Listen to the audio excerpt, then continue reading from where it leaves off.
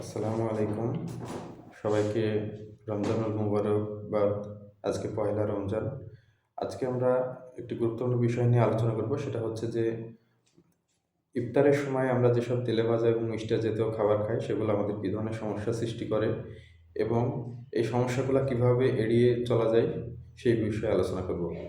তো প্রথমে হচ্ছে যে ইফতারের সময় অতিরিক্ত তেলেভাজা খাবার এবং মিষ্টি জাতীয় খাবার এগুলো আমাদের শরীরে বিভিন্ন ধরনের প্রদাহ সৃষ্টি করে এবং বাড়ায় দেয়। সারাদিন রোজায় থাকার পর আমরা অনেক সময় ইফতারে অতিরিক্ত তেলেভাজা, বেগুনি, চপ, পেঁয়াজি এবং সাথে জিলাপি ও মিষ্টি জাতীয় খাবার খেয়ে থাকি।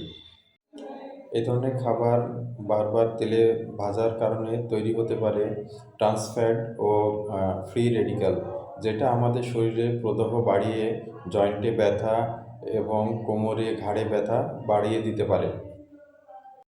অতিরিক্ত মিষ্টি ও চিনি জাতীয় খাবার গ্রহণের ফলে আমাদের শরীরে গ্লুকোজের পরিমাণ বেড়ে যায়, ফলে ক্রনিক ইনফ্লামেশনের ঝুঁকি বেড়ে যায়।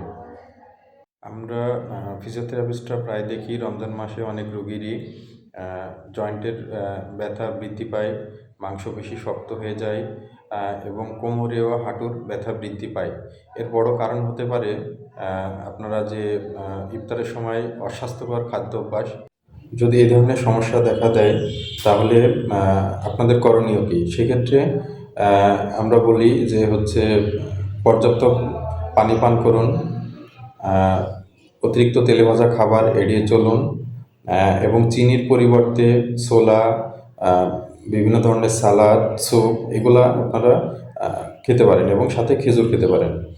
আর সাথে প্রতিদিন ইফতারের পরে হালকা স্ট্রেচিং এক্সারসাইজ করেন এবং ইফতারের 1 ঘন্টা পর 20 থেকে 30 মিনিট হাঁটুন।